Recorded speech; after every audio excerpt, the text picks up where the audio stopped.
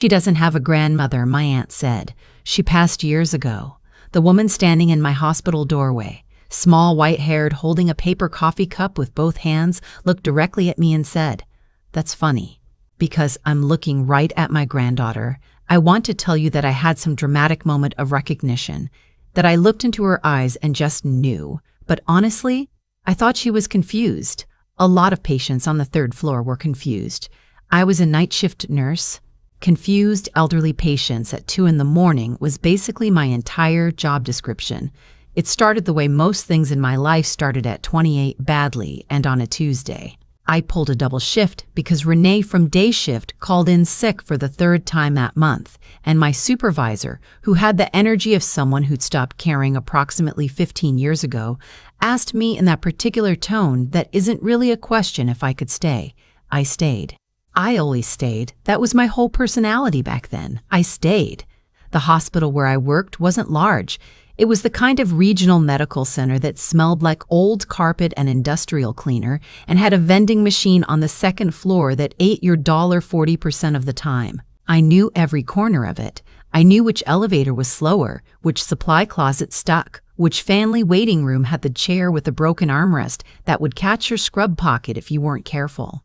What I did not know at 2:17 in the morning on a Tuesday was that the woman in room 314 was about to change my entire life.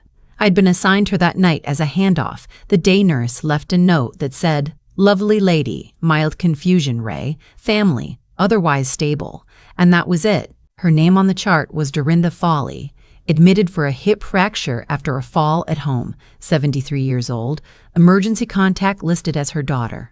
I went in to check her vitals, and she was awake, sitting up, looking at the window even though it was dark, and there was nothing to see but her own reflection and the parking lot lights below. "Can't sleep?" I asked.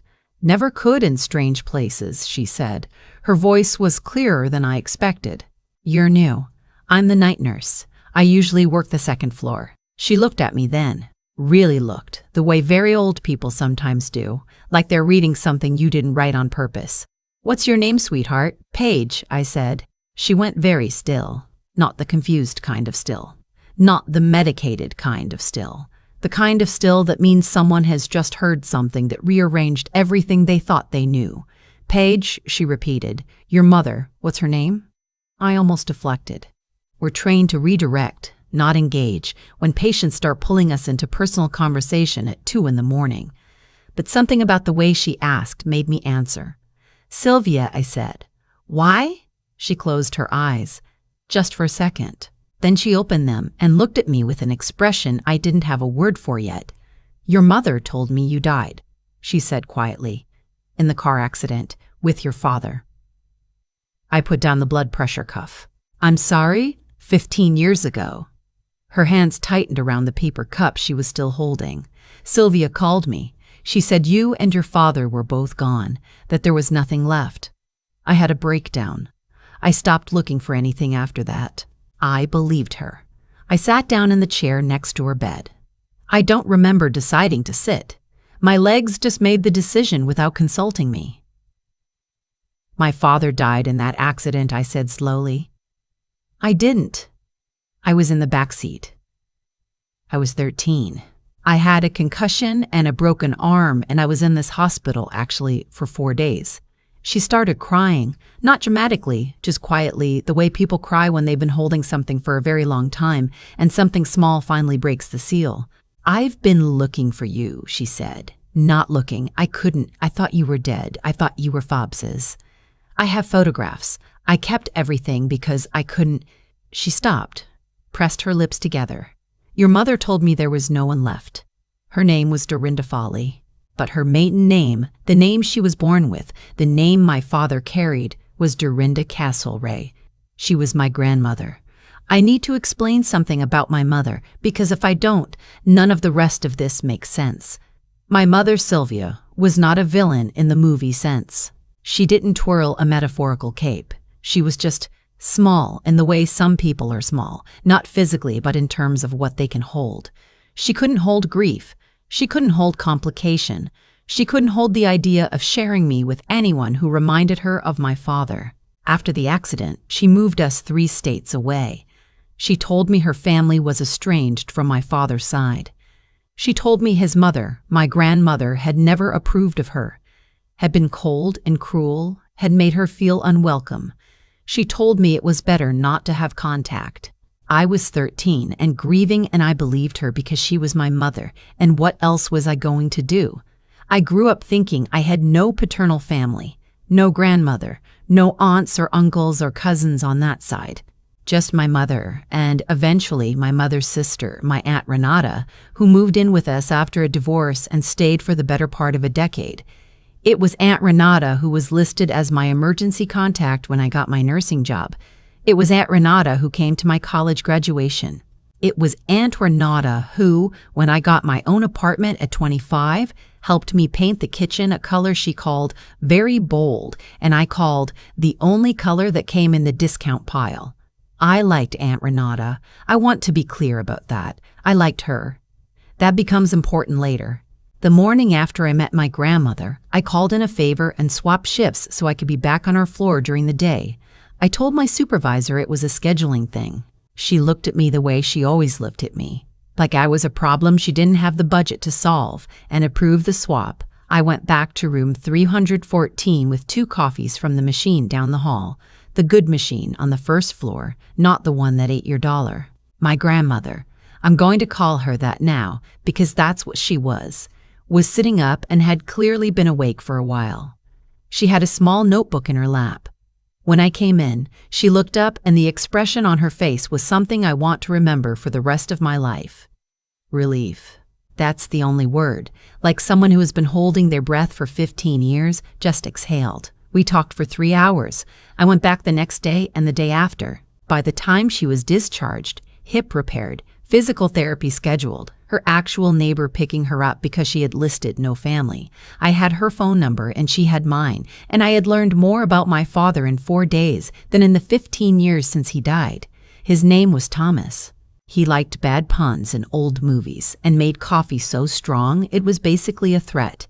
He taught himself guitar in his 30s and was, according to my grandmother, genuinely terrible at it and completely unbothered by this fact. He called her every Sunday morning. He sent cards for every holiday, including the made-up ones, because he thought it was funny. He sounds like someone I would have liked very much. My grandmother cried when she told me about the Sunday calls. I cried too, which surprised me because I don't cry easily. I'd spent 15 years grieving a version of my father I barely knew. She handed me a whole person. 3 weeks after she was discharged, I drove the 40 minutes to her house for Sunday lunch. She lived in a small house that smelled like cedar and old books and something baking. She had a dog named Biscuit, who was approximately the size and shape of a loaf of bread and took an immediate and inexplicable shine to me. She had photographs on the mantel, and there, between a wedding photo and a Christmas card, was a picture of a man I recognized from my own face. My father, standing in a backyard somewhere, laughing at something off camera, wearing a truly unfortunate sweater. I stood there for a long time. She came up beside me and put her hand on my arm. She didn't say anything. She just stood there with me. She told you I was dead, I said. Not a question. I'd had 3 weeks to sit with it, and I still couldn't fully arrange it into something I understood. She called me from a number I didn't recognize, said she was calling from the hospital, said you and Thomas were both gone. I asked about a funeral, and she said she didn't want one, that she just needed me to know. My grandmother paused. I should have pushed harder. I should have pushed harder. I should have pushed, kept thinking about it after. Whether I should have pushed. You believed a grieving woman, I said. That's not a character flaw. I stopped looking, she said. That's the part I can't. She made you stop looking, I said. That's different. Here's what I didn't do, and I want to be honest about this. I did not immediately confront my mother. I didn't call her that night, fuming, and demand answers. I didn't drive to her house. I didn't send a long, accusatory text. I went home. I sat on my couch. Biscuit, apparently, had decided I was now his person and had given me a slightly alarming amount of dog hair on my scrubs to remember him by. I looked at the dog hair and thought about my mother. The thing is, I knew her. I knew how she worked. If I called her angry, she would cry. She would make it about her pain, her grief, her impossible position. She would not answer the actual question. She never answered the actual question when there was an emotional exit available. I needed to know the truth first. All of it. Then I could decide what to do. So instead, I called her like normal. We talked about her garden and a co-worker she found irritating and whether I was eating enough. She asked if I'd made any friends at the new hospital. I said I was working on it. We hung up. It was a completely ordinary phone call, and it cost me more than I can tell you. Then I started doing something I was very good at. From years of nursing, I documented. My grandmother had kept everything. This was, it turned out, almost the only gift inside the worst thing that had happened to her. She had kept everything because she couldn't let go, and because she couldn't let go, she had evidence. Letters my father wrote her. Birthday cards he'd sent for me that were never forwarded, that she'd kept in an envelope marked with my name. A will, his will, which named me specifically and which my mother had apparently never disclosed existed. I'm not a lawyer, but I knew a paralegal. Her name was Audrey. She went to my gym, and she owed me a favor because I'd once talked her through a panic attack in the locker room at 11 at night. She looked at what I showed her and said, "Paige, this is not nothing." It was not nothing. My father had left me a trust. It wasn't enormous. He wasn't a rich man, but it was real and it was mine, and it had been sitting for 15 years in a legal gray zone because my mother had told the estate attorney I was deceased, which was a lie she had apparently told in writing, to a legal professional while signing documents. Audrey referred me to an actual attorney. The actual attorney said several things, most of which I will summarize as, "This is going to take some time, but you have a case." I kept going to Sunday lunches. My grandmother taught me how she made her pot roast, which involved a technique I'm now convinced is witchcraft and a truly irresponsible amount of time. She showed me photo albums. I started to piece together the shape of a family I didn't know I had. 2 uncles who'd moved abroad, cousins I'd never met, a whole lineage of people who shared my jaw and, apparently, my stubbornness. One Sunday, she said, very carefully, "Do you know if your Aunt Renata was involved?" I put down my fork. "Why do you ask?"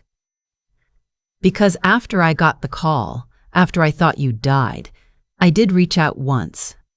I wrote to the address I had for your mother, a few months later. I don't know why. Grief makes you do strange things. I got a letter back saying the address was no longer valid, but there was a return address on the envelope that I didn't recognize. A different city." She paused.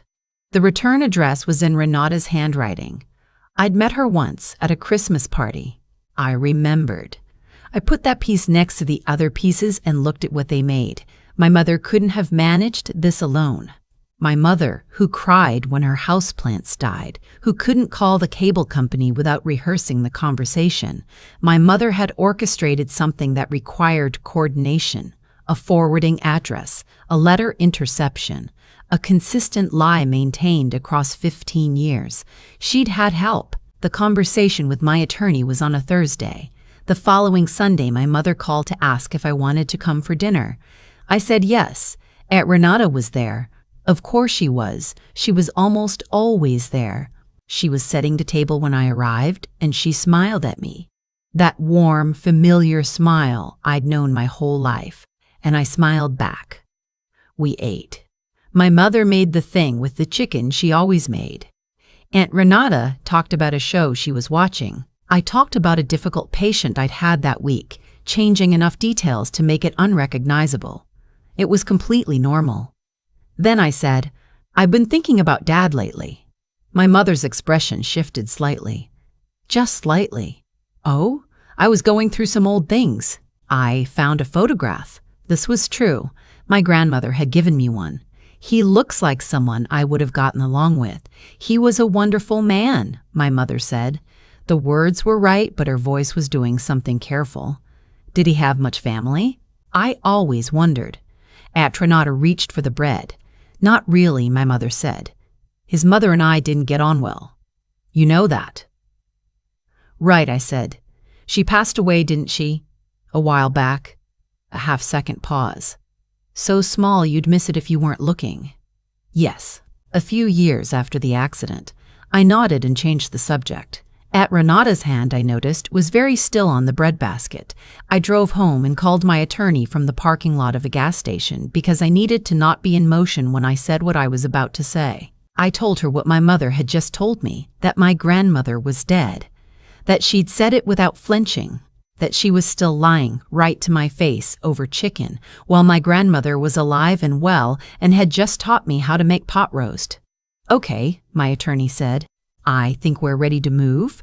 I'm not going to walk you through the legal process in detail because it was slow and unglamorous and involved a truly unreasonable amount of paperwork. But here's what matters. My mother had signed a document falsely stating I was deceased. This had delayed and nearly nullified a trust that was legally mine. When the attorney's letter arrived at her house, she called me 6 times in 40 minutes. I let it go to voicemail. Her first message was confused. Paige, I got a letter. I don't understand. Can you call me? And her second was defensive and her third was crying, and I listened to all of them in my car in the hospital parking lot before my shift, and then I put my phone in my locker and went to work. I called her back 3 days later when I was ready. She said she could explain. She said she'd been protecting me. She said my father's family, his mother specifically, had been abusive to her, controlling, had tried to take me away once when I was small, and she'd been terrified they'd try again. She said she panicked. She said she thought it would be temporary, and then time passed, and she didn't know how to undo it. I listened. I really did. I listened to all of it. And then I said, you told her I was dead. You made her think she lost her son and her granddaughter in the same accident. She kept birthday cards for me, Mom. 15 years of birthday cards in an envelope with my name on it because she couldn't let go. You did that to her. Silence. And Renata helped you, I said. The return address on the letter you sent her was Renata's. She helped you intercept whatever Grandma sent. More silence. My mother started. I'm not asking you to explain, I said. I'm telling you what I know. My attorney is handling the rest. I hung up. I sat in my kitchen for a long time afterward. I didn't feel triumphant. I mostly felt tired and sad, and something underneath that, quieter.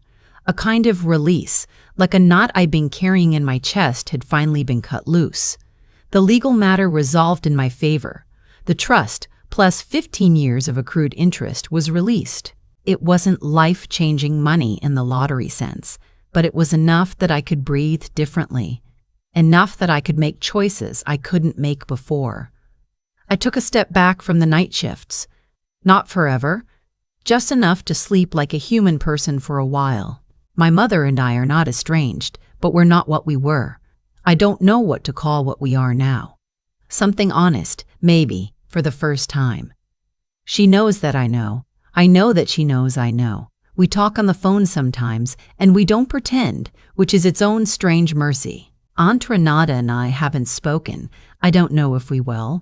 My grandmother, Dorinda Follinet Castlereagh, attended my 29th birthday dinner at a restaurant she chose and described as very urban, which I mean as a compliment. She brought Biscuit, who was not technically allowed and who charmed the hostess into looking the other way. She gave me a card with my father's handwriting inside it, one of the ones he'd sent for my birthday when I was 14 that she'd kept. I keep it in my kitchen now, next to the coffee maker. Some mornings I read it. It says, "Happy birthday, kiddo. Hope 14 is the best one yet. Save me some cake. Love, Dad." He never got to send it, but I got it eventually. I think about that sometimes, how some things take 15 years to arrive. How the accident of kindness, a cup of bad hospital coffee, a late night shift, a woman sitting up and looking out a dark window can redirect everything. I wasn't looking for her.